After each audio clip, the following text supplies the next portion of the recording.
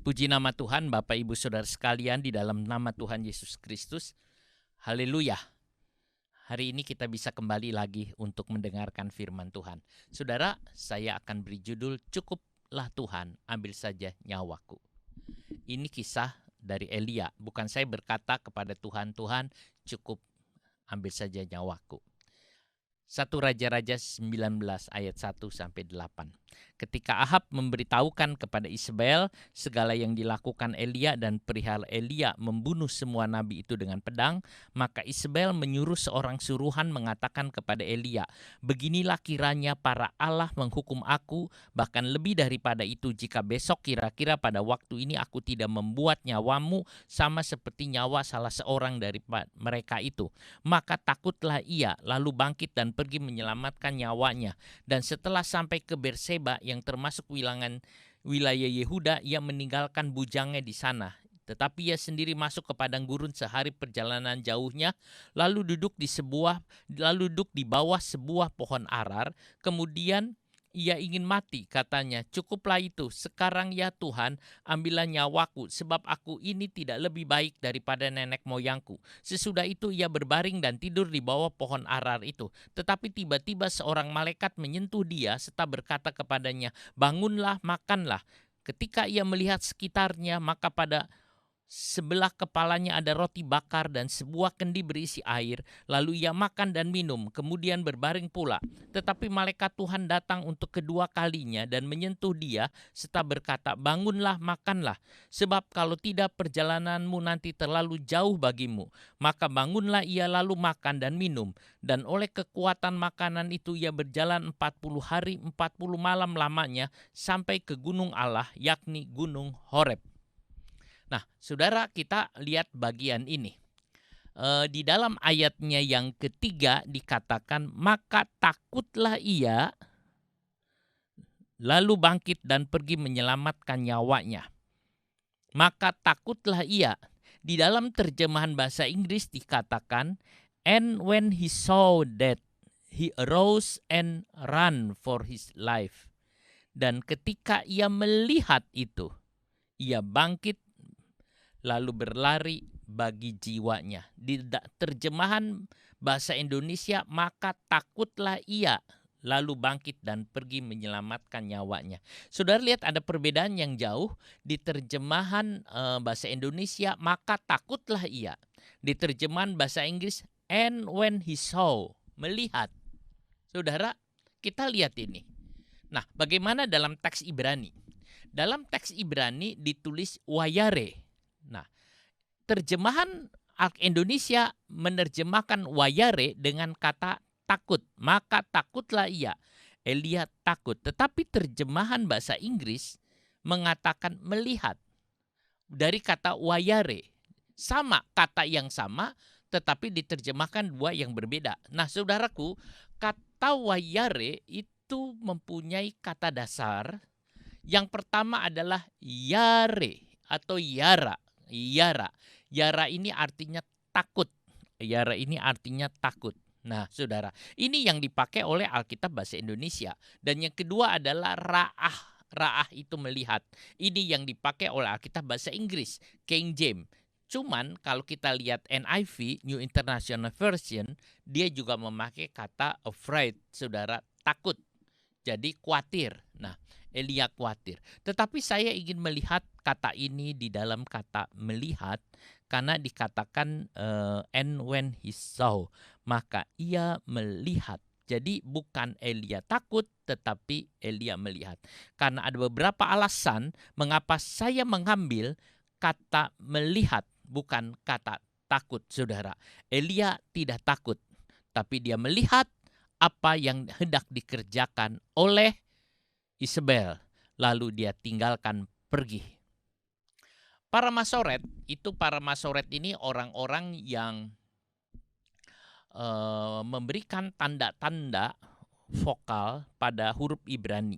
Huruf Ibrani tidak ada tanda vokal sehingga sulit untuk membacanya. Lalu para Masoret memberikan tanda-tanda vokal. Saudara, pada waktu dia memberikan tanda vokal di dalam bagian ini, dia mengarah ke kata ra'ah. Sebetulnya tanda vokal ini itu didengar dari intonasi atau ucapan dari orang untuk ayat ini. Oh, ini pakai ini pakai ini. Dan dia mengarah ke kata ra'ah, yaitu melihat. Sehingga diterjemahkan, maka ia melihat dan ia bangun dan ia berjalan. Ia jalan, saudara.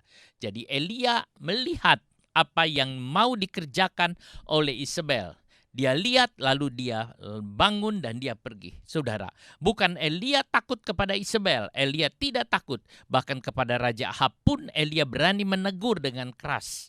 Dia mengatakan, karena kamu yang menyebabkan kelaparan ini terjadi. Jadi Elia melarikan diri bukan karena Isabel, tapi karena ia melihat apa yang akan terjadi, apa yang akan dikerjakan oleh Isabel. Nah, itu yang ada. Sebab itu dia pergi, saudara. Nah, dia pergi, dia melihat sesuatu. Bisa saja dia melihat perkara-perkara yang dari Tuhan, sehingga dia harus meninggalkan. Jadi tidak ada hubungannya lagi dengan Isabel. Walaupun Isabel itu mau membunuh dia, sudah tidak ada hubungannya. Dia pergi, saudara. Dia tinggalkan begitu saja. Nah, saudaraku, ini yang ada. Elia lari ke padang gurun. Elia pergi ke padang gurun. Maka takutlah atau maka ketika ia melihat, ia bangkit dan lari dan melari untuk hidupnya pergi ke Berseba. Pergi ke Berseba. Nah, Elia ke padang gurun. Padang gurun ini tempat yang sepi. Kalau kita lihat di sini dia di ayat 4, tetapi ia sendiri masuk ke padang gurun sehari perjalanan jauhnya. Tempat padang gurun tempat yang sepi, saudara. Mengapa pergi ke padang gurun? Tuhan Yesus kalau pergi ke padang gurun dia mau berdoa. Setiap kali ada ayat yang mengatakan ia pergi ke tempat yang sepi, Yesus pergi ke tempat yang sepi, di dalam teks Yunaninya selalu disebut padang gurun, Erasmos atau Erasmon juga, saudara, itu pergi ke tempat yang sepi, yaitu padang gurun. Nah, Tuhan Yesus suka pergi ke padang gurun untuk berdoa. Dia pergi ke sana untuk berdoa. Jadi kalau kita lihat Elia, dia pergi ke sana, saudara. Untuk apa? Untuk berdoa. Elia berjalan dari Yijriel, kalau kita lihat 18 ayat yang ke-46, tetapi kuasa Tuhan berlaku atas Elia, ia mengikat pinggangnya dan berlari mendahului Ahab sampai ke jalan yang menuju Yijriel. Dari sana, saudara, dia pergi ke Berseba, wilayah Yehuda. Jadi dari Yijriel pergi ke wilayah Yehuda itu selatan, saudara, ya, turun. Lalu dia meninggalkan bujangnya di Berseba, lalu dia terus masuk ke padang gurun. Cukup jauh perjalanan, kira-kira mungkin sekitar 95 kilometer, lalu kemudian dia masuk lagi, masih seharian perjalanan. Saudara, itu yang ada, dia pergi ke sana. Di padang gurun dia mau berdoa. Mungkin ada yang bertanya, kenapa berdoa harus jauh, saudara? Karena Elia tidak mau diganggu. Wilayah Yehuda adalah wilayah kerajaan Yosafat, orang yang takut akan Tuhan. Saat itu kerajaan dibagi menjadi dua. Samaria itu dikuasai oleh Raja Ahab dengan Isabel, disebut kerajaan Israel, lalu kerajaan Yehuda di bawah Yosafat. Nah, dia melarikan diri pergi ke tempat kerajaan Yosafat supaya dia bisa berdoa. Tetapi di Berseba pun dia masih merasa belum. Lalu dia pergi lagi ke tempat yang lebih sepi lagi, namanya padang gurun, dan dia ada di sana. Saudara, Elia pergi ke sana. Dia mau berdoa kepada Tuhan. Sebab kata surat Yakobus, Elia adalah orang biasa tetapi dia suka berdoa. Apa-apa dia berdoa, dia pergi ke sana untuk berdoa kepada Tuhan. Nah, Elia pergi ke Berseba, lalu duduk di bawah pohon arar. Pada waktu dia duduk di bawah pohon arar, dia berdoa kepada Tuhan. Tetapi sayang, saudara, kalau kita lihat doanya Elia ini doanya seperti ini. Cukuplah itu sekarang ya Tuhan. Ambillah nyawaku sebab aku ini tidak lebih baik daripada nenek moyangku. Doanya jadi seperti itu. Saudara, seperti doa orang putus asa. Padahal Elia tidak begitu, saudara. Kenapa doa Elia seperti itu? Saudaraku, saat itu Elia memang dicengkram oleh roh, namanya roh ketakutan, saudara. Ada roh ketakutan. Ada ketakutan-ketakutan yang tidak wajar, saudara. Kalau saudara mengalami ketakutan yang tidak wajar, saudara harus ingat, itu adalah teror atau intimidasi dari si iblis. Sebab setan ingin menteror sehingga mengalami ketakutan. Ketakutan itu ada yang wajar, ada yang tidak wajar. Misalnya yang wajar itu sudah yang lihat mungkin kejauhan, fobia begitu, dia lihat dari ketinggian, saudara dia, aduh saya nggak kuat. Ada yang fobia ketinggian, ada yang fobia ngelihat tempat yang dalam, dia nggak sanggup, saudara. Dia ada rasa perasaan ngeri. Nah, ngeri itu muncul sendiri, tapi dianggap ya wajar. Ada yang takut yang lain, saudara. Jadi kengerian, ketakutan itu muncul. Tetapi kali ini Elia juga mengalami satu kengerian atau ketakutan yang datang, saudara. Saya menganggap ini ketakutan yang tidak wajar kalau kita lihat ini. Saudara, biasanya itu adalah pekerjaan roh setan, roh jahat. Sebab itu kalau ada ketakutan yang muncul, yang saudara lihat kayaknya nggak wajar, saudara boleh berkata di dalam nama Tuhan Yesus Kristus, "Hei roh ketakutan, pergi." Maka saudara akan mengalami ketenangan. Saudara, takut itu wajar. Misalnya ada cerita tentang pembunuhan, itu takut, itu wajar. Tetapi kalau ada yang tidak wajar, saudara, ada pekerjaan iblis di dalamnya, jangan saudara diam saja. Tapi saudara harus berkata di dalam nama Tuhan Yesus Kristus, "Hei setan, pergi." Maka setan itu akan pergi, saudara. Itu yang ada. Nah, setan menuduh Elia bahwa ia tidak ada bedanya dengan bangsa Israel di padang gurun. Saudara, mungkin kita berpikir bahwa apa yang muncul dalam pikiran Elia adalah pikiran yang benar, saudara. Tetapi saudara, iblis bisa mengacaukan. Dia mengatakan, lihat kamu Elia, kamu juga melarikan diri. Apa yang ada di dalam kamu, kamu tidak ada bedanya dengan nenek moyangmu. Sebab itu Elia mengatakan, aku tidak lebih baik daripada nenek moyangku. Setan bilang, kamu boleh menang terhadap 400 nabi Baal, tetapi dirimu sama saja tidak berguna. Lihat kamu melarikan diri. Kalau kamu hebat, kamu tidak lari dari Isabel, tapi melawannya. Wah, kalau kamu hebat, kalau kamu benar-benar lebih baik, kamu tidak akan melarikan diri, tapi melawannya. Kamu mengecewakan Tuhan. Kamu pengecut, bikin malu. Bukankah kamu nabi Tuhan? Saudara, banyak kata-kata mungkin yang diungkapkan oleh iblis untuk meneror akan Elia.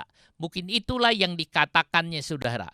Kadang-kadang kata-kata ini juga muncul untuk menteror saudara, menteror orang beriman sehingga putus asa. Tuhan, aku juga sama seperti yang lain. Aku juga orang yang tidak ada artinya, tidak berguna dan tidak lebih baik dari mereka. Tuhan, ambil saja nyawaku. Elia mulai terpengaruh. Dan dia membayangkan bangsa Israel yang waktu itu ada di padang gurun. Dia memikirkan waktu itu bangsa Israel mengalami ketakutan. Mereka sudah melihat banyak mujizat-mujizat.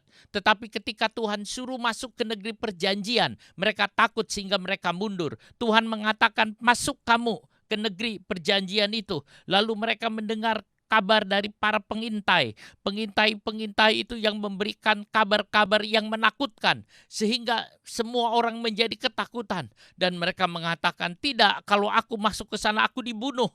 Lalu mereka tidak mau pergi. Dan akhirnya Tuhan mengatakan, kalau begitu kamu juga tidak akan masuk ke negeri perjanjian. Saudara lihat, ketakutan itu muncul. Roh ketakutan itu muncul.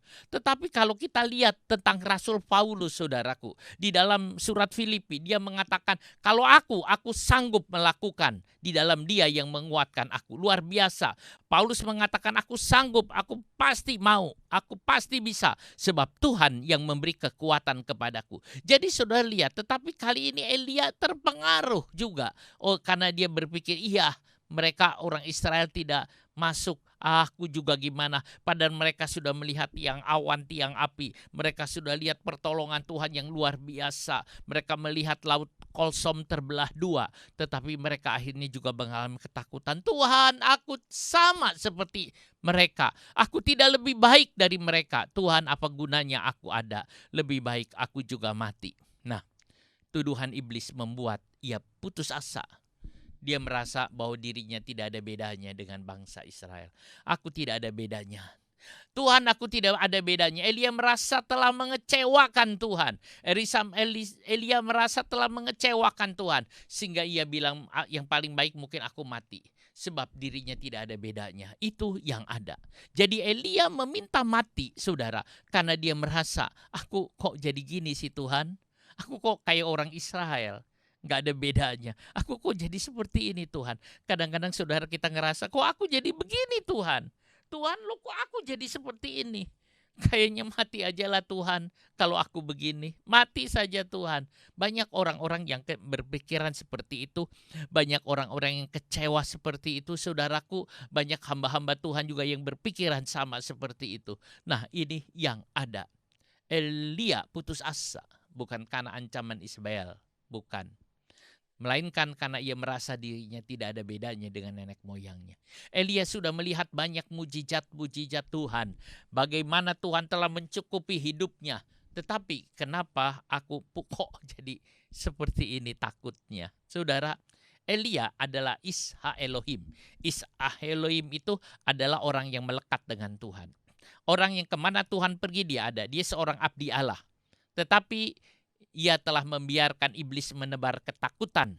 Dan ketakutan itu mengendalikan hidupnya. Ia telah membiarkan iblis mengontrol hidupnya. Sehingga sikapnya tidak seperti abdi Allah. Sikapnya tidak seperti Isha Elohim. Saudara, itu yang ada. Harusnya dia memiliki sikap sebagai seorang abdi Allah. Dia berani menghadapinya. Tapi kali itu tidak. Kadang-kadang saudara kita lihat iblis seolah-olah dia malaikat. Dia membuat tipu muslihat. Kalau kita tidak mengerti firman Allah, maka kita dengan mudah ditipu oleh iblis. Kalau kita tidak dekat dengan Tuhan, maka kita tidak waspada, saudara. Kalau kita dekat dengan Tuhan, kita waspada akan segala penipuan dari iblis. Elia telah mengalami banyak hal dengan Tuhan. Ia menyaksikan bagaimana Tuhan menahan hujan dan bagaimana Tuhan menurunkan hujan. Saudara, ia menyaksikan bagaimana Tuhan menahan hujan. Ada hujan, Tuhan memberhentikan 3 tahun setengah. Dan Elia melihat dan kemudian hujan itu juga turun. Elia tahu dengan jelas dan Elia juga menyampaikan kepada Raja Ahab. Saudaraku, Elia juga mengalami pemeliharaan Tuhan yang luar biasa. Bagaimana Tuhan mengirim burung-burung gagak. Dia membawa roti dan daging setiap pagi dan petang datang kepada Elia. Dia terus, saudara, tidak tanggung-tanggung, kira-kira hampir setahun lamanya, saudara. Sampai sungai Kerit itu kering, saudara. Itu yang ada. Tuhan memelihara, Tuhan menjaga, Tuhan mencukupi. Itu yang ada. Elia ngalamin bagaimana pemeliharaan Tuhan. Wah, luar biasa, saudara. Pagi dan petang itu burung gagak datang bawa makanan. Pagi dan petang burung gagak dan bawa makanan. Siapa yang menyuruh burung gagak itu datang kepadanya kalau bukan Tuhan, saudaraku? Jadi Elia mengalami perkara yang luar biasa. Tuhan juga memelihara Elia di rumah janda Sarfat. Sehingga roti dan minyak tidak habis. Tuhan tidak mempermalukan hambanya, saudara. Tuhan tidak mempermalukan hambanya. Elia melihat bagaimana api turun dari langit membakar korban persembahan yang dipersembahkan kepada Tuhan. Waktu itu Elia dengan berani mengatakan kepada Nabi Baal dan Nabi Hutan, ayo kita lihat Tuhan mana yang benar, Tuhan mana yang bisa mendengar. Lalu buat persembahan kepada kamu, berdoa minta kepada Tuhanmu. Apakah Tuhanmu akan membakar, akan persembahan itu, akan menerima persembahan itu. Tetapi tidak ada. Lalu Elia mulai melakukan, saudara, dia buat mezbah, lalu kemudian dia berseru kepada Tuhan. Api itu datang menyambar, saudara, sehingga semua orang Israel melihat bahwa Allah yang disembah oleh Nabi Elia, oleh bangsa Israel adalah Allah yang benar dan mereka memuliakan nama Tuhan. Saudaraku, Elia merasakan bagaimana Tuhan beserta dengannya. Tuhan tidak mempermalukan dirinya. Ada banyak hal, tetapi Tuhan, aku kok gak ada bedanya. Waktu roh ketakutan itu datang. Saudaraku, kenapa roh ketakutan itu datang? Ya, kadang-kadang ada suasana yang mencekam luar biasa, saudara. Saya ingat saudara, pada waktu peristiwa tahun 98 saya di Surabaya. Waktu itu saya pulang dari ibadah pelayanan saudara. Kira-kira saya pulang jam setengah tujuh malam saudara, naik sepeda motor sendirian. Itu lewat Tunjungan saudara. Pas jalan Tunjungan saudara, biasa jalan itu rame, tapi jalanan itu sepi sekali. Mobil pun tidak ada yang lewat. Padahal sekitar jam setengah tujuh saudara. Sepi sekali, betul-betul sepi saudara. Dan di dalamnya ada suasana mencekam yang menakutkan saudara. Oh saudara, itu pada tahun itu kita merasakan. Saudara semua juga beberapa yang seumuran merasakan suasana yang mencekam demikian. Saudaraku, ya, Elia mengalami suasana yang mencekam seperti itu, saudaraku. Nah, Elia mengalami banyak bahaya. Dan selama ini ia tidak pernah sekalipun minta mati. Ada banyak yang dia hadapi. Tetapi selama ini Elia tidak pernah mengatakan, Tuhan ambil nyawaku. Tuhan ambil nyawaku. Saya pikir juga demikian. Dalam kasus ini Elia juga tidak minta mati harusnya. Jadi saudara, walaupun Elia mengatakan Tuhan ambil nyawaku, tetapi di dalam perjalanan hidup Elia tidak pernah mengatakan Tuhan ambil nyawaku. Tetapi memang saudara, hebat ketakutan yang mencengkram dirinya. Hebat sekali. Iblis luar biasa menebar ketakutan. Elia tidak mengusirnya. Saudara, kalau kita sekarang punya nama Yesus, nama di atas segala nama. Kalau kita berkata di dalam nama Tuhan Yesus Kristus, maka roh ketakutan itu akan pergi. Saudara, itu yang ada. Iblis marah kepada Elia sebab pekerjaannya dihancurkan di Gunung Karmel. Iblis tidak tinggal diam, apalagi terhadap hamba Tuhan. Kalau bisa Elia mati, supaya kalau satu hamba Tuhan mati yang dipakai oleh Tuhan, maka iblis akan merasa lega. Kita hamba-hamba Tuhan jangan cepat-cepat mati.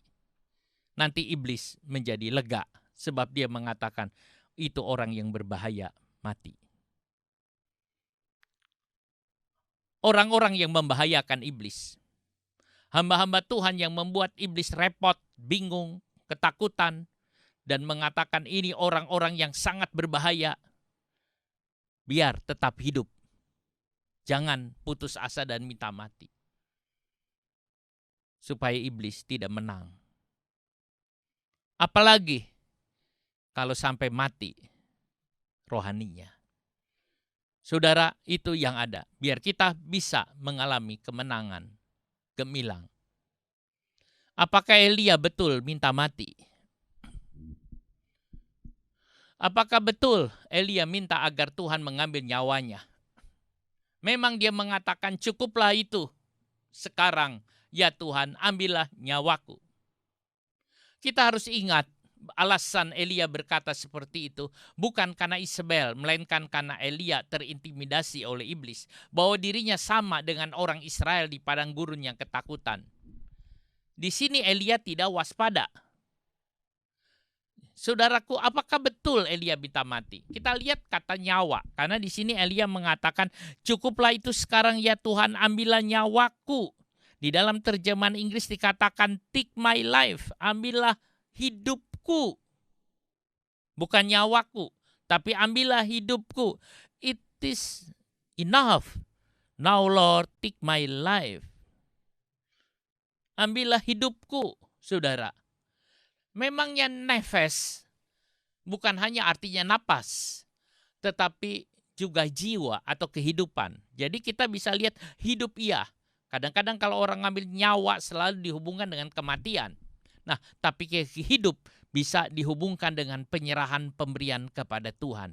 Elia mengatakan Tuhan ambil saja nyawaku, hidupku. Maksudnya bukan minta mati, tetapi kembali menyerahkan kehidupannya kepada Tuhan. Elia mengatakan, Tuhan ambillah hidupku, ini hidupku Tuhan. Aku berikan kepadamu lagi, aku persembahkan lagi kepadamu Tuhan. Aku yang ketakutan seperti ini ya Tuhan, aku berikan lagi kepadamu ya Tuhan. Itu seperti kasus yang terjadi di dalam Kisah Rasul-Rasul pada waktu murid-murid mengalami ketakutan karena orang-orang Yahudi mau membunuh mereka.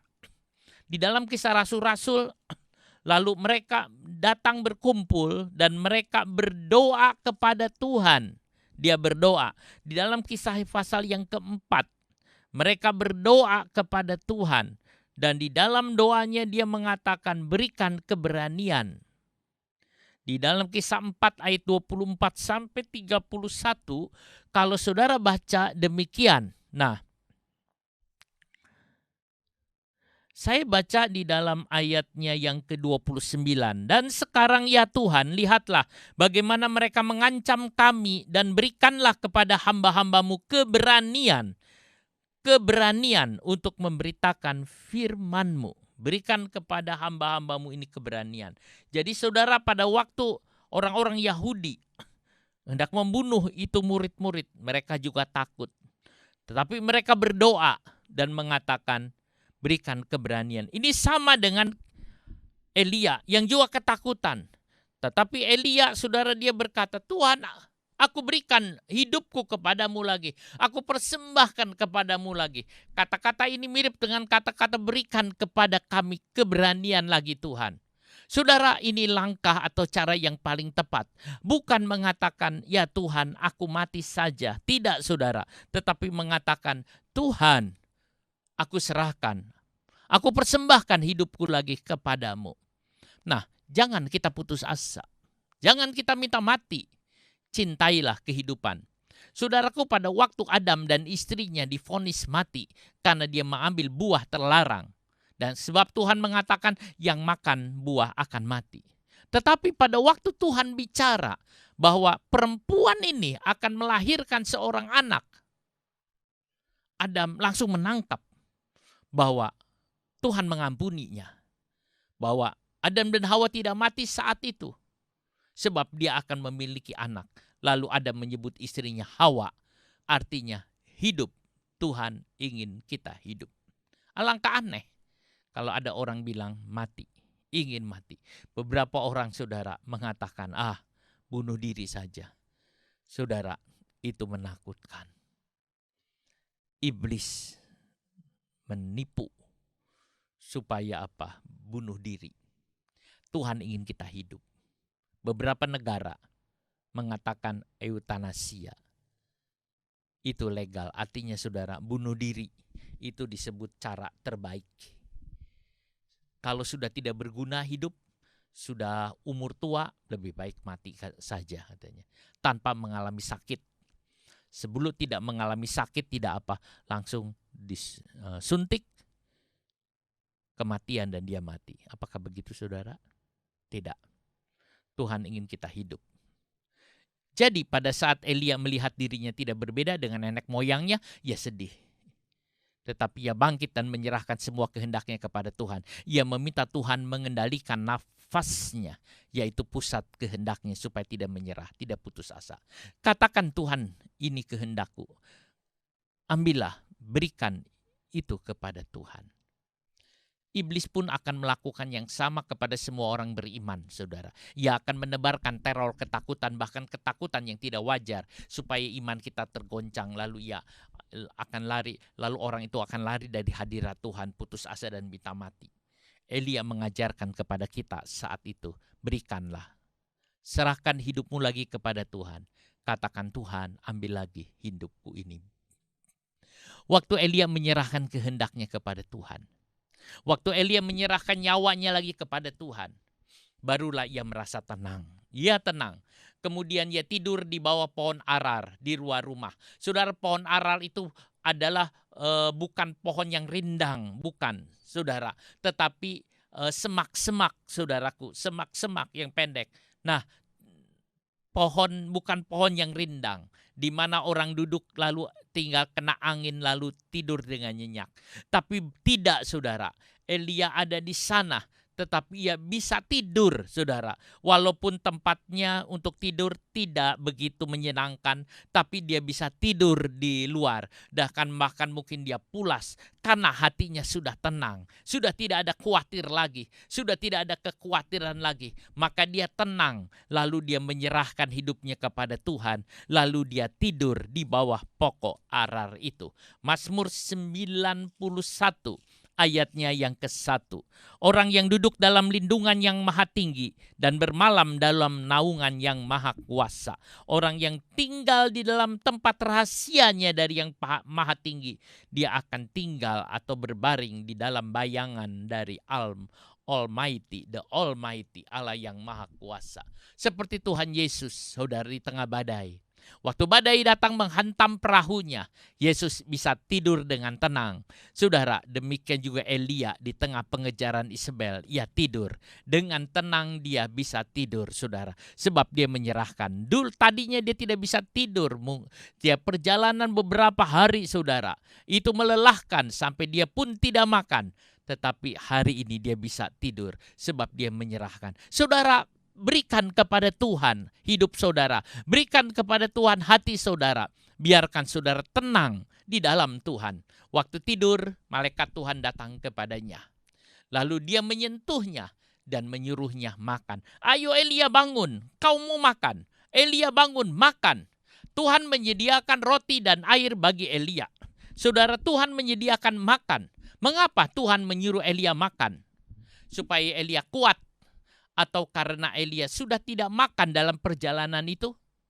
Saudara, memang pikiran Elia dipenuhi oleh kekhawatiran. Jarak Yezier Berseba kira-kira 150 km. Saudara, 150 km. Saudara, jarak Israel ke Berseba. Dan terus seharian lagi masih ke padang gurun. Jadi memakan waktu beberapa hari. Tidak makan. Memakan waktu, saudara.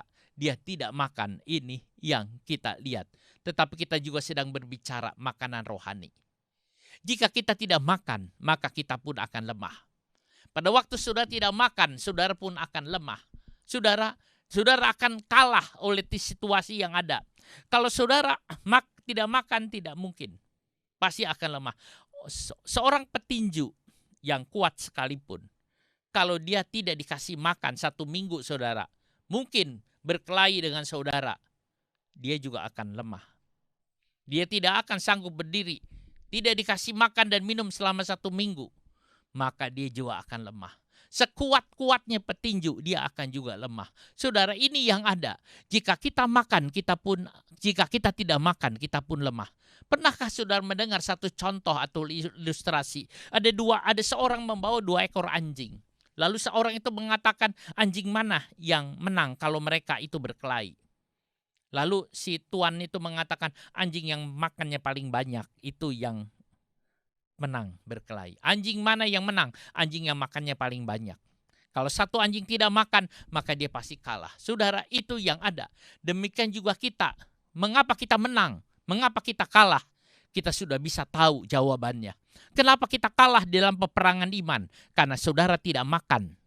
Mengapa ada orang mudah jatuh di dalam dosa? Karena dia tidak makan. Mengapa ada orang bisa jatuh di dalam percabulan? Karena dia tidak makan. Mengapa orang bisa jatuh dalam banyak hal? Karena dia tidak makan. Saudara, kalau kita makan dari firman Tuhan, kalau kita makan dari Tuhan, maka kita tidak akan jatuh. Kita tidak akan berbuat dosa. Kita tidak akan melakukan hal-hal yang jahat. Kita akan berjalan dengan kemenangan. Sebab kita adalah anak Allah. Demikian juga kita kalau mau menang. Sekarang mau menang atau tidak, keputusan dalam tangan kita. Bukan dalam tangan Tuhan, tapi dalam tangan kita. Kalau saudara ingin menang, makan sebanyak-banyaknya. Maka saudara akan mengalami kemenangan yang gemilang. Itulah yang ada. Tuhan membangunkan Elia. Tidak cukup Elia menyerahkan hidupnya kepada Tuhan saja, tetapi juga harus mau makan. Tidak cukup mempersembahkan hidup makan makanan rohani. Mengapa malaikat menyuruhnya makan? Karena Elia tadinya dicengkram oleh roh ketakutan, imannya kalah. Saudara, ketakutan adalah lawan dari iman. Iman timbul dalam firman Tuhan. Jika makan firman akan timbul iman. Kalau saudara mendengar firman Tuhan, maka iman akan timbul. Dan iman itu yang akan mengalahkan ketakutan, saudara. Orang yang di dalam Tuhan tidak akan mengalami ketakutan. Karena ketakutan itu bukan dari Tuhan. Iblis juga hendak meneror orang Kristen. Kalau orang Kristen tidak makan firman Tuhan, maka akan terkena intimidasi iblis. Sehingga timbul ketakutan. Saudaraku, kita harus merenungkan firman Tuhan sebanyak mungkin. Kalau kita lihat perjalanan dari Rasul Paulus. Bagaimana Rasul Paulus mengalami banyak hal tentang bahaya. Dia berhadapan dengan binatang buas. Dia dipenjara di bawah tanah, saudara. Penjara yang bau, gelap, tidak ada jendela, saudara. Itu penjara di sana. Tetapi saudara, kenapa Paulus bisa melewati itu semua? Karena hidupnya, hatinya penuh dengan firman Allah dan Roh Kudus. Kenapa banyak orang-orang Kristen dulu, saudara? Dia mengalami aniaya, siksaan, tapi masih bisa tersenyum. Masih bisa memuliakan Tuhan karena hatinya diisi oleh firman Allah. Kalau saudara baca sejarah gereja, begitu banyak orang-orang Kristen yang mengalami aniaya, mengalami kesukaran, mengalami kesusahan, saudara, mengalami kelaparan. Saudara, tetapi mereka masih aja tersenyum, masih menolong orang lain. Sebab hatinya dipenuhi oleh firman Allah, sukacita dari Tuhan. Orang mengatakan enggak mungkin. Sampai satu orang mengatakan, apa betul? Ya, itu tidak mungkin. Saudara, ada satu orang, saudara, dalam satu kisah katanya. Dia datang menemui Timotius.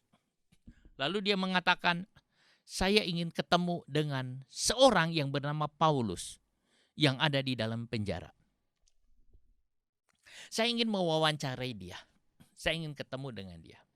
Akhirnya Timotius mengatakan, ya pergi, itu masuk ke dalam sana. Lalu orang itu minta izin, lalu dia masuk. Waktu sampai di dalam penjara, dia melihat seorang yang sudah tua. Yang diam saja. Dia lihat, setelah dia lihat, ngomong. Lalu dia kembali, dia berkata kepada Timotius, siapa orang itu? Mengapa dia begitu tenang? Mengapa hidupnya begitu semangat? Mengapa hidupnya penuh gairah pada dalam penjara? Mengapa hidupnya itu penuh gairah dan semangat? Timotius jawab, itulah orang yang sedang jatuh cinta. Hah? Iya, itulah orang yang sedang jatuh cinta, memang kayak gitu. Dia jatuh cinta sama Yesus. Saudaraku, maksudnya itulah orang-orang yang mengasihi, jatuh cinta dengan Tuhan. Orang yang merenungkan firman Tuhan. Kita harus merenungkan firman Tuhan sebanyak mungkin. Apapun datang, sudah dapat peneguhan dari Tuhan. Dan Tuhan tidak akan mempermalukan. Isi hidup kita dengan firman Tuhan. Isi hidup kita dengan firman. Katakan kepada Tuhan, isilah Tuhan bejana hidupku. Puaskan dahaga jiwaku. Roti kehidupan beriku makan sepuasnya. Isilah hingga selamat sempurna. Saudara, nyanyian yang baik. Apakah Elia tidak makan? Ya, perjalanan yang jauh. Kekhawatiran, ketakutan, teror. Sehingga hatinya dipenuhi oleh keputusasaan. Ingatlah, apapun yang terjadi, makan ya harus ada. Ketika malaikat membangunkannya, Elia makan. Elia setelah makan tidur lagi, saudara. Tidak cukup satu kali. Kemudian malaikat membangunkannya lagi dan menyuruhnya makan lagi. Ayo bangun, makan lagi. Sebab satu kali makan tidak cukup. Perjalanan masih jauh, saudara. Elia pun makan dan ia kuat untuk berjalan. Saudara, tidak cukup makan sekali, harus 2 kali. Kita hidup pada hari ke-6 Dan kita harus makan 2 kali ganda. Kita hidup di zaman yang menguras energi rohani, saudara. Kita hidup di zaman yang menguras energi rohani. Berita-berita medsos, media sosial, banyak bertebaran. Ada yang betul, ada yang hoax, ada yang macam-macam, saudara. Kemajuan teknologi, hobi, saudara. Game, tontonan. Semua itu diberikan oleh dunia, menguras habis energi kita. Energi rohani kita habis, saudara. Kita perlu makan. Kalau tidak kita kalah sama berita-berita yang ada di dunia ini. Kalau tidak kita kalah dengan dunia ini, saudara. Kalau kita tidak makan tidak cukup sekali. Makan 2 kali. Artinya, makan firman Tuhan sebanyak mungkin, saudara. Renungkan dan jadi kuat di dalam Tuhan. Setelah Elia makan dan kuat, Tuhan tidak menyuruh Elia untuk pergi ke Samaria menghadapi Isabel. Tidak. Setelah makan, Tuhan tidak berkatakan kepada Elia, sekarang kamu balik hadapin Isabel. Tidak. Biarkan Isabel. Kita tidak mengurusi iblis. Iblis biarkan iblis. Kita mengurusi Tuhan. Iblis mau apa, kita tidak urusi iblis. Kita mengurusi Tuhan. Kita jalan bersama dengan Tuhan. Terus kita jalan. Elia harus maju terus. Dan yang penting bisa sampai ke gunung Allah. Saudara, kita tidak mengurusi yang lain. Kita mengurusi bagaimana kita bisa berjalan terus sampai ke gunung Allah. Sampai ke tempat yang indah itu. Tuhan tidak menugasi kita melawan iblis. Melainkan bertumbuh dalam Tuhan dan berjalan ke gunung Allah. Jangan memikirkan mulut besar iblis. Jangan memikirkan intimidasi. Pikirkan firman Allah. Jika kita memikirkan Tuhan, maka dengan sendirinya iblis akan kalah. Saat saudara memikirkan Tuhan, saat saudara berjalan dengan Tuhan, maka dunia itu tidak akan kita genapi. Kita akan jalan bersama dengan Tuhan. Saudara pikirkan Tuhan baik-baik. Kita lihat di sini. Elia mengajarkan kepada kita apa? Jika kita mengalami ketakutan karena intimidasi iblis, perbaharui penyerahan saudara kepada Tuhan. Perbaharui. Serahkan keinginan kita kepada Tuhan. Berikan kepada Tuhan. Yang kedua, saudara, makanlah firman Tuhan sebanyak mungkin supaya menang. Makanlah firman Tuhan. Dan yang ketiga, naiklah ke gunung Allah bertemu dengan Tuhan. Saudaraku, Elia bertemu dengan Tuhan. Naiklah ke gunung Allah. Jadi saudara, kalau saudara mengalami banyak peristiwa, banyak hal sudah hadapi, saudara, datang perbaharui penyerahan saudara. Makan firman Tuhan, naik ke gunung Allah. Kita akan menyanyikan satu nyanyian, El Shaddai, El Shaddai.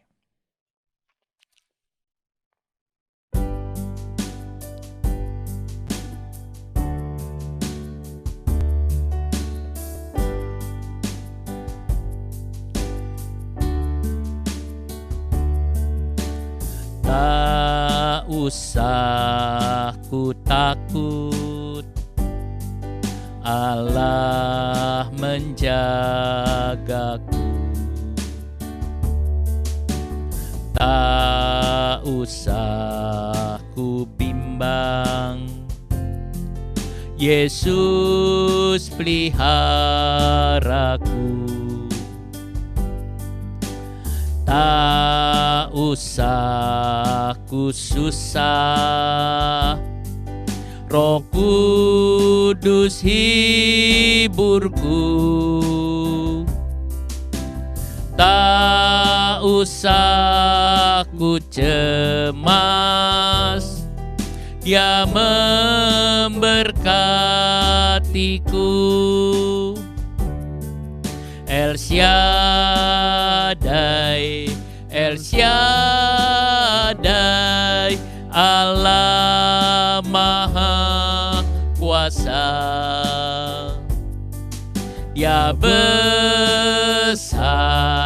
Dia besar, El Shaddai mulia.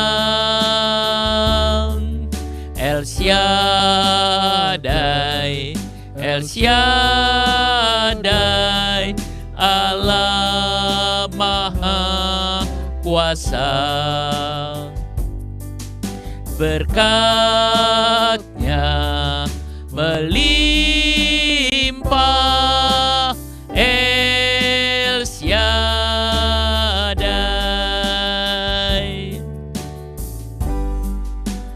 Tak usah ku takut, Allah menjagaku.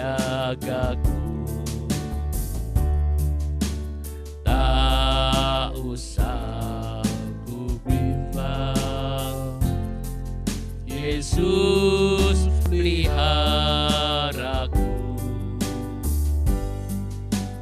Tak usah ku susah, Roh Kudus hiburku. Saudara, sambil saudara juga mempersiapkan diri untuk ambil bagian dalam perjamuan kudus, saudara persiapkan roti dan anggur yang sudah ada, karena kita akan masuk dalam bagian perjamuan kudus. El Shaddai, Allah Maha Kuasa, Dia besar, Dia besar, El Shaddai mulia, El Shaddai. Saudara jangan takut dan jangan susah. Jalan dengan Tuhan, persembahkan hidupmu kepada Tuhan, makanlah firman Tuhan, berjalan terus dengan Tuhan. Singkirkan Isabel dalam hidupmu, singkirkan apa-apa teror dari iblis itu, buang jauh-jauh dengan cara berjalan terus ke gunungnya Tuhan, supaya jalan terus dalam gunungnya Tuhan. Saudara akan terus di dalam Tuhan dan akan terus dalam Tuhan. Jangan khawatir, saudara, ada Tuhan. Jangan khawatir, ada Tuhan. Dia adalah El Shaddai. Dia adalah El Shaddai, Allah yang maha besar, Allah yang maha kuasa.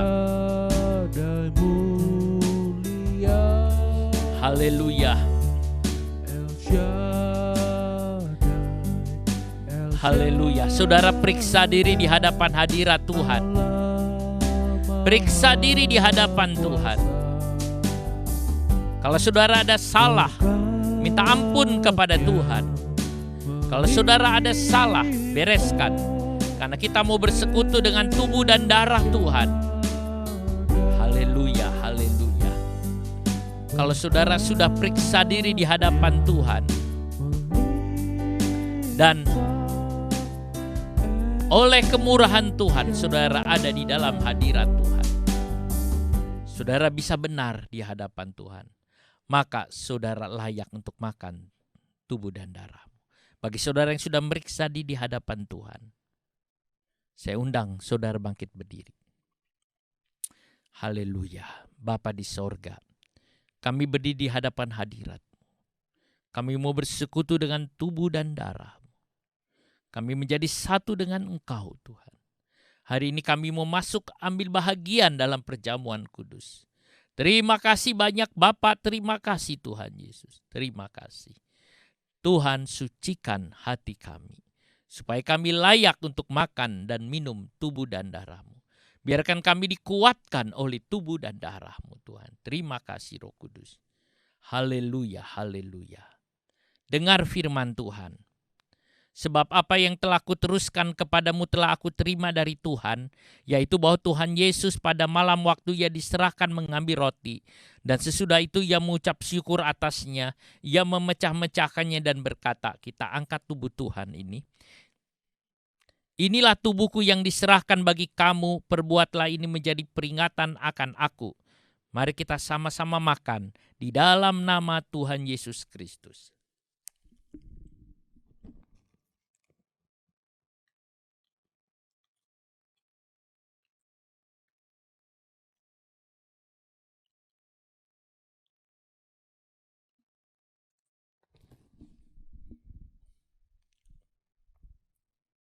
Terima kasih Tuhan. Terima kasih. Demikian juga ia mengambil cawan sesudah makan lalu berkata, kita angkat cawan Tuhan ini. Cawan ini adalah perjanjian baru yang dimeteraikan oleh darahku.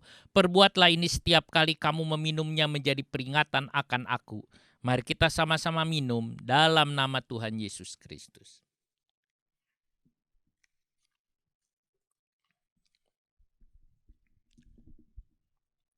Haleluya. Haleluya. Haleluya.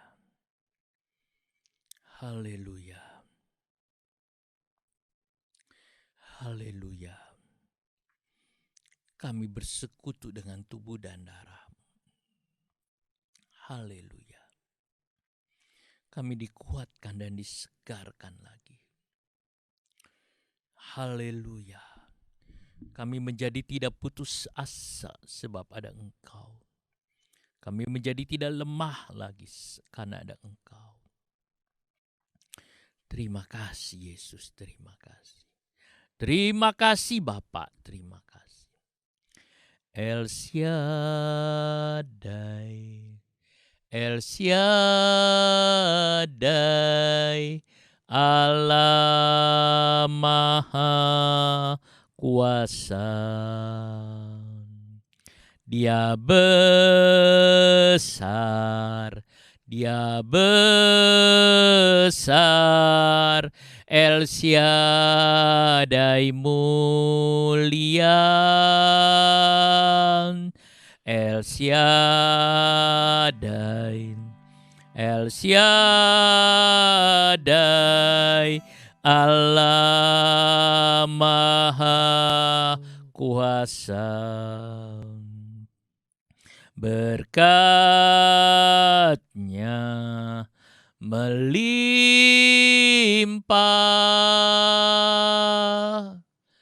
El Shaddai. Terima kasih Bapa di sorga buat semua yang Kau berikan bagi kami. Terima kasih. Terima kasih buat berkat-Mu. Hamba-Mu berdoa Tuhan, berkati anak-Mu, berkati pekerjaan anak-Mu, berkati semua Tuhan. Kami serahkan dalam tangan-Mu, beri kemenangan dari Engkau Bapa. Terima kasih Roh Kudus, terima kasih. Saudaraku yang kekasih dalam nama Tuhan Yesus Kristus, terimalah berkat kasih karunia dari Tuhan Yesus Kristus. Kasih dari Allah Bapa dan persekutuan dalam Roh Kudus menyertai saudara sekalian, mulai sekarang sampai selama-lamanya. Demi nama Tuhan Yesus. Amin. Kita akan menyanyikan nyanyian terakhir, Menang Besar di Pihak Kita. Menang besar di pihakku, menang besar di pihakku. Tuhan penggantiku, ku berdiam juga. Oh, menang besar di pihakku, menang besar di pihakku, menang besar di pihakku. Tuhan penggantiku, ku berdiam juga. Menang besar di pihakku, menang besar di pihakku, menang besar di pihakku. Amin. Tuhan memberkati saudara sekalian. Terima kasih. Selamat hari Minggu.